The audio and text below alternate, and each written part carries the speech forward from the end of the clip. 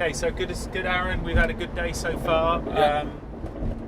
What's really interesting at the moment, I think, in the data market that we've noticed, is that the demand has gone off the roof. So we've got a couple of customers at the moment in Berlin that are hiring really like crazy. And what I think was interesting is that a lot of those companies now will take people who are English speakers, or not native German, I should say, and are paying for them all to have German lessons.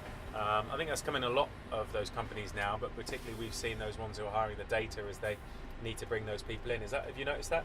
Yeah, so a lot of the even the smaller companies, they're paying for people to learn German just so they can build the market. So they're getting better candidates by doing that. Yeah. They're getting a wider range of candidates, and English still is the global language, but it's going to help them in the future. If they get the best people, they need to teach them German. They need to teach them German, then it works better for the company.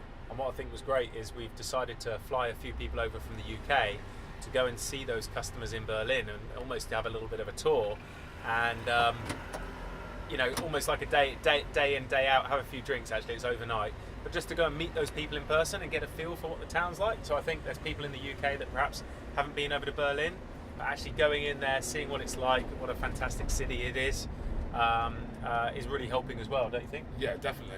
Same with Amsterdam as well.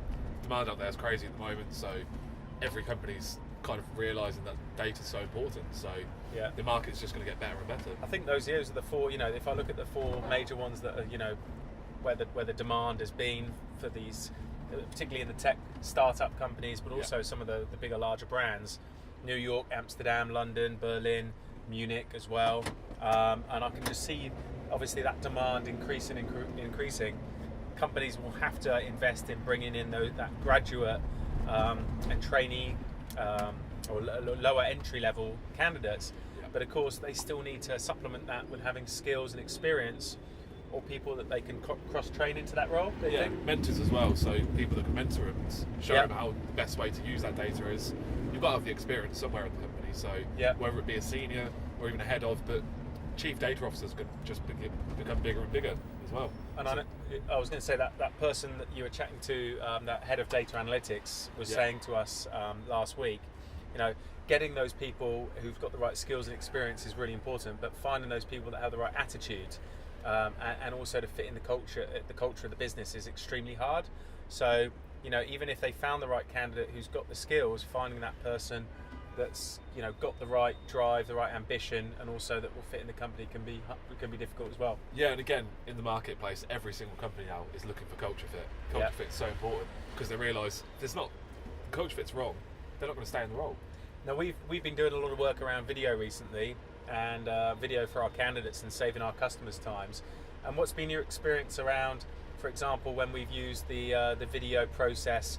We've implemented the candidate qualifying questions. How's that been received by some of our customers, do you think? I think they like it. Again, they get to see what the person's like, so it can potentially save them time. So if it's not right, they can see that straight away. But if they like the person, their personality comes across straight away. And I think that's so important as well. The personality, again, trying to fit into the culture balance. Yeah.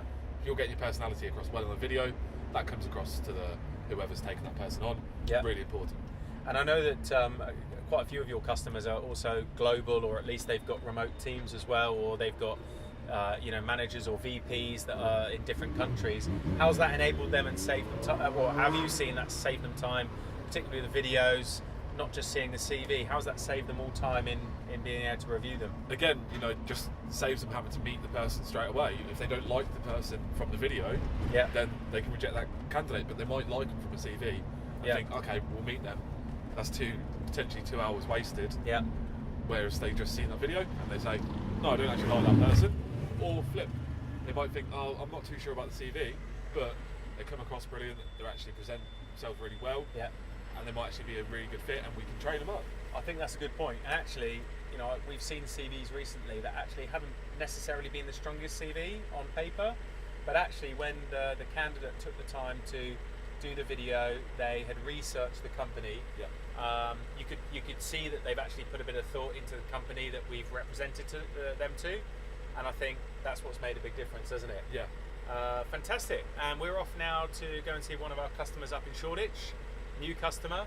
So super excited by that, and to understand how we can help them and really make a bit of a strategy around how we can help them find the right people for their business. So yeah, fantastic.